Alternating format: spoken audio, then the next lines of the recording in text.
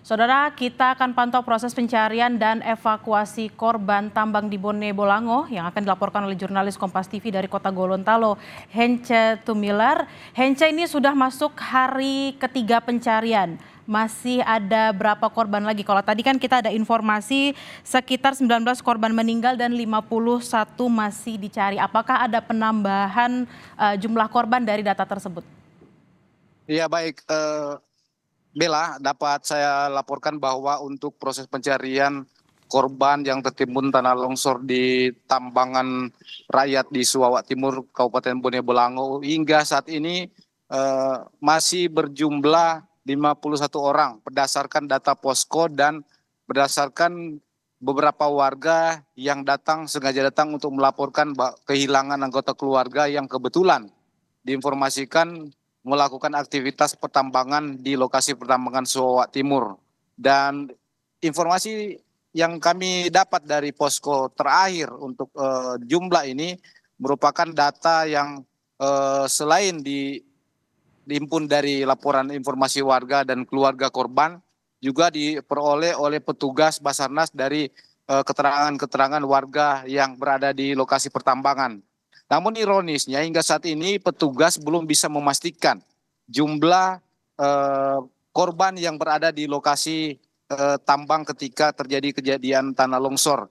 Hal ini disebabkan karena beberapa waktu yang lalu ada informasi bahwa pendataan yang dilakukan oleh asosiasi petambang yang ada di Suwawak Timur, Bone Bolango itu ada berjumlah kurang lebih 1.000 lebih, bahkan sampai 2.000. Namun setelah kejadian ini tidak atau tim Basarnas gabungan tidak atau belum bisa memperoleh data valid kaitan dengan jumlah warga yang beraktivitas di lokasi pertambangan di Suwawak Timur, Bone Bolango. Dan diketahui selain petambang yang ada di lokasi tanah longsor, ada juga sejumlah warga lain yang melakukan aktivitas ekonomi di sana seperti berjualan atau membuka warung yang terdiri dari perempuan dan anak-anak.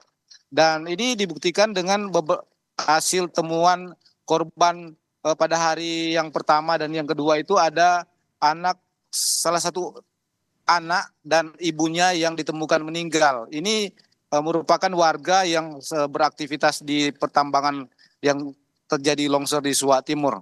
Dan kami informasikan hingga saat ini proses pencarian yang dilakukan oleh petugas Basarnas gabungan terus dilakukan meskipun cuaca hingga saat ini belum bersahabat karena curah hujan hingga tadi malam masih terus mengguyur lokasi bahkan sebagian besar Gorontalo.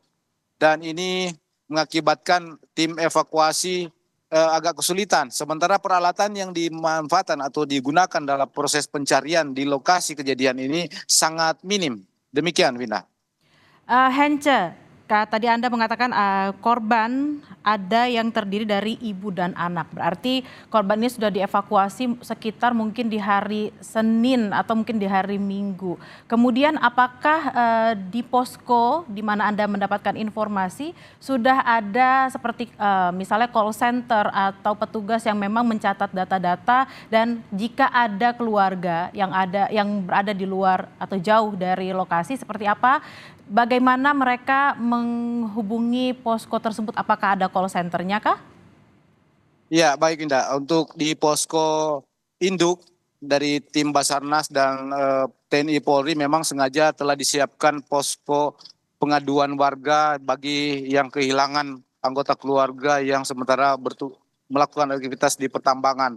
Dari posko tersebut juga telah disiapkan call center yang sewaktu-waktu bisa dihubungi. Dan ini dibuktikan dengan banyaknya warga hingga Selasa sore kemarin, maksud kami Senin sore kemarin, banyak warga Gorontalo di wilayah Provinsi Gorontalo yang sengaja datang untuk mengecek anggota keluarganya yang hingga sini kehilangan kontak pasca kejadian.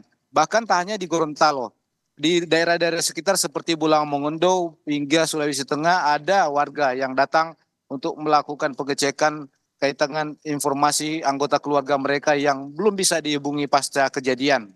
Winda. Hence, tadi ada informasi juga bahwa ini adalah tambang ilegal, tambang emas ilegal. Lalu bagaimana sebenarnya pengawasan pemerintah terhadap lokasi-lokasi tambang seperti ini? Karena eh, korban banyak yang jatuh, bahkan ada ibu dan anak yang berada di sekitar lokasi dan sebenarnya mereka bukan penambang tapi warga yang berjualan seperti itu, Hence. Baik, memang bicara soal legalitas lokasi tambang, aktivitas tambang di Sarawak Timur ini memang sejak beberapa tahun sebelum atau beberapa tahun silam memang telah menjadi polemik di tengah masyarakat. Bahkan persoalan ini terus terangkat setiap tahun, setiap saat ketika terjadi gejolak ataupun terjadi kejadian-kejadian seperti ini antara masyarakat, pemerintah, bahkan aparat keamanan. Dan hingga sini tak kunjung terselesaikan.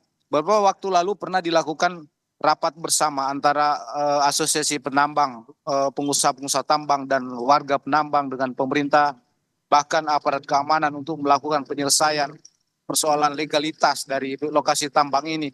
Namun hal ini tak kunjung diselesaikan. Pemerintah Kabupaten Borneo Bolango beberapa waktu lalu telah memfasilitasi warga atau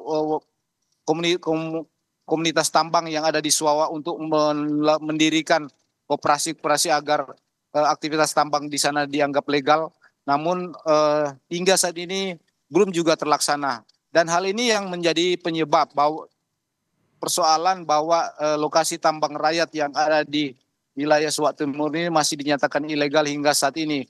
Karena lokasi yang menjadi pertambangan rakyat di Sarawak Timur ini merupakan wilayah kontrak dari perusahaan atau PT Gorontalo Mineral yang saat ini memang menurut informasi agak sulit untuk dilepas atau dikeluarkan dari wilayah kontrak karya.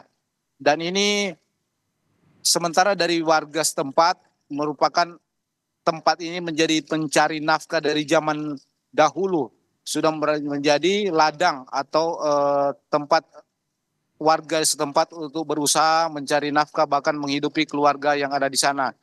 Jika pertambangan ini secara hukum atau secara aturan ditutup, maka juga banyak warga yang nantinya terdampak baik dari sisi ekonomi maupun dari sisi kehidupan lainnya di sekitar lokasi tambang.